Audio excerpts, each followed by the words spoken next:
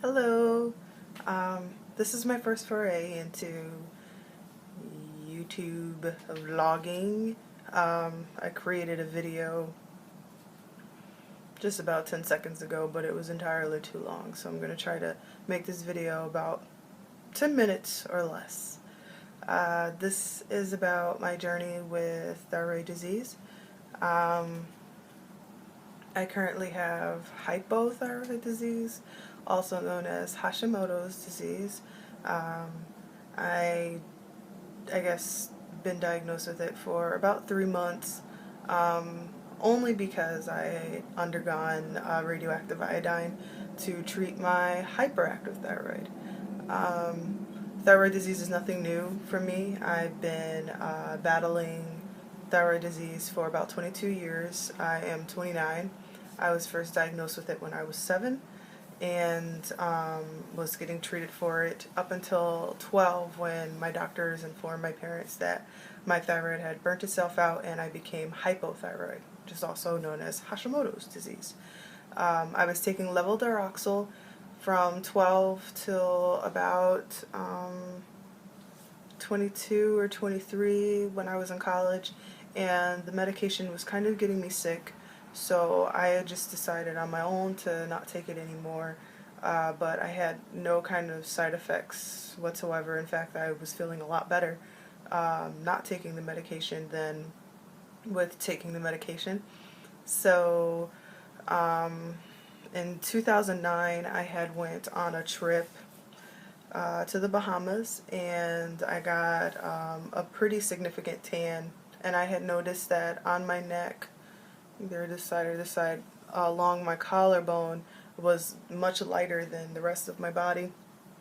So I went to a dermatologist to check it out to see if it was um, vitiligo. That's what I thought it was. You know, my skin is dark and then I have light patches.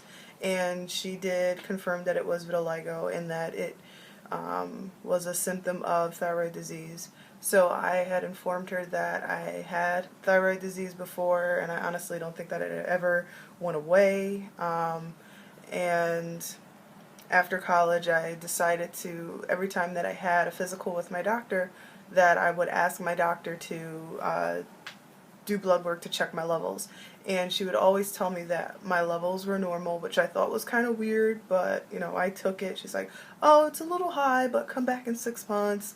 So I came back in 6 months, and "Oh, it's all right, it's normal." And I took it, you know, I took that for about a year. And so my dermatologist decided to uh, take my blood and to check my levels, and I was notified that my levels were very high, and that I needed to speak with my primary care physician as soon as possible. So instead of speaking with my primary care physician, I decided to meet with the registered nurse at my doctor's office, and she agreed that my levels were extremely high and referred me to an endocrinologist. Um, for those of you who are currently going through this whole thyroid saga, I'm sure that you can relate that working with an endocrinologist is probably the most frustrating thing anyone can ever go through. Um, I have been, I am on my third endocrinologist right now, and I am happy with her. But my first two, or my first and second endocrinologist was probably a nightmare. And with my second endocrinologist, she was just kind of non-existent. She was busy all the time and was not refilling my prescriptions, and there was a good 2 months where I was not taking my medication, and I was just getting worse and worse and worse and worse. And I think it was September, I had went to my doctor to get antibiotics because I had gotten tonsillitis, which is something that I get every single year. And because I still have my tonsils, and my parents decided not to get my tonsils taken out when I was younger. Um, and they do the whole routine of checking your ears, your heartbeat and all of that, and they had to do an EKG because my heart was beating so fast. So my doctor had asked me when my next endocrinologist appointment was, and it wasn't until a month. I remember it was like October 30th or something, and she said something along the lines of, "I don't think you'll last that long."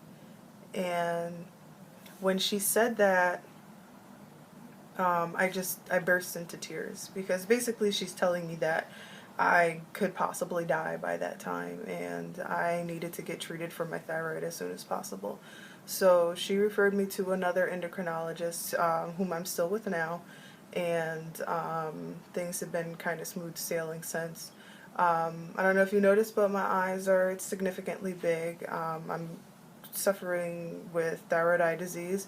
This isn't anything new. I had it when I was younger, when I was first diagnosed with it, and then it went down on its own. And I'll show you some pictures in just a second, because I have about 4 minutes. It'll still be under 10 minutes. And it started to develop again maybe like August 2010. I was working part-time. I had a second job, and I noticed that my right eye was kind of pulsating a little bit, but I thought it was just stress and being tired, because sometimes my eye would have spasms when I'm tired, so I didn't think anything of it. But this side of my eye, or this eye, was always feeling tired. And it wasn't until November 2010 that I noticed that there was a big difference between this eye and this eye. So it got worse. It hasn't gotten, worse after I took the radioactive iodine. But I definitely don't have the face that I had before. So I got the radioactive iodine done last year, 12/12/12, December 12th, 2012. This was really a last-ditch effort to get my thyroid in check. The medication that I was taking was not working, and I just kind of wanted to get this whole hyperactive thyroid thing over with. And currently my levels are normal, but I was hypo after I got the radioactive iodine done, so I am taking Thyroid, which I'll be taking for the rest of my life, and I'm alright with that. I have my symptoms. I really don't have any, compared to how I was feeling when I had Graves' disease.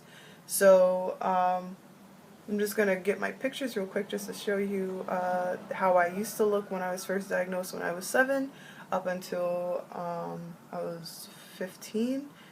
So you can see how my eyes look, and I naturally have large eyes. It's a family trait.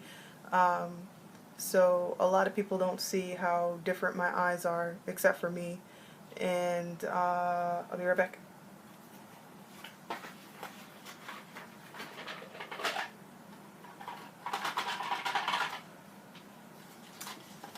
Okay, so this is me at 7. I was just diagnosed with Graves' disease. You can see my eyes are a little bit big. And then this is me in 3rd grade when I was really suffering with it. I like to say I look like a Simpsons character.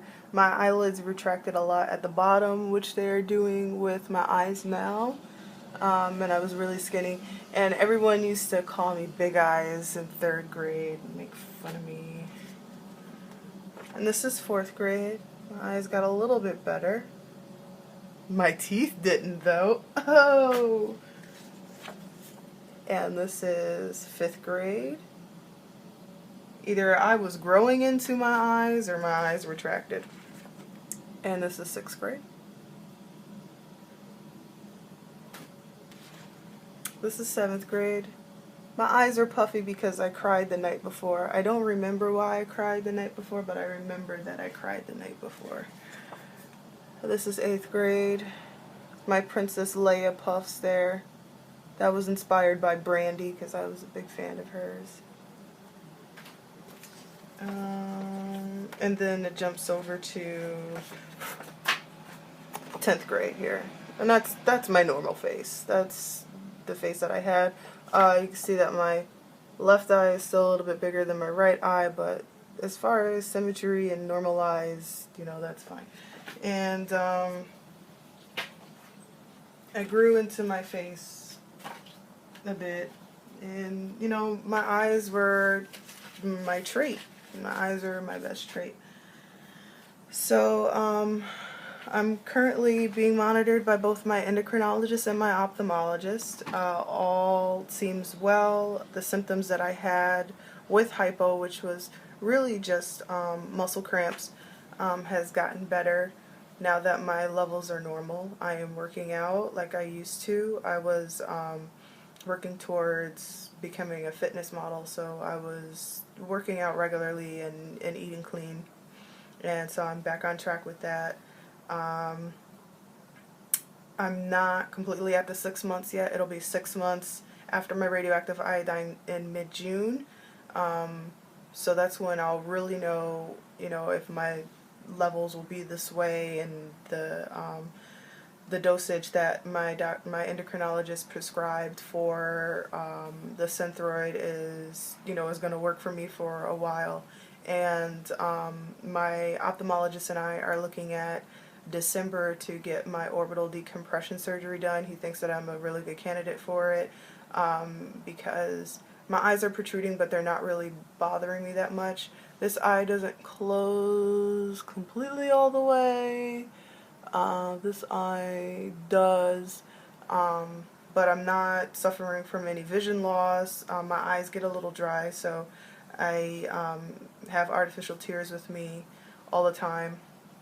And, you know, I can move my eyes and they move together. They're just big. So my ophthalmologist told me that it's really up to me and what I want to do with them.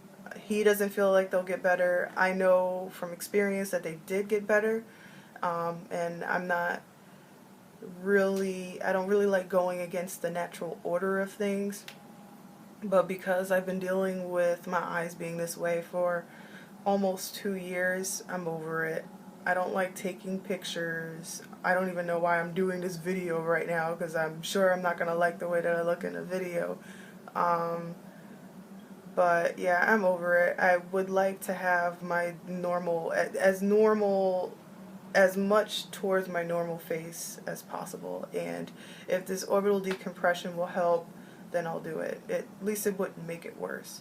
So I'm looking at getting that done in December, because I'm currently in grad school right now and I'm working full time, and the only time that really would interfere with my schoolwork or work would be in December when classes are over. So that's it. Oh, also I am suffering from a little hair loss. You can't really see it because I have a lot of hair, so that's the good thing. But I bought some clip-on hair, which has really helped with pulling my hair out.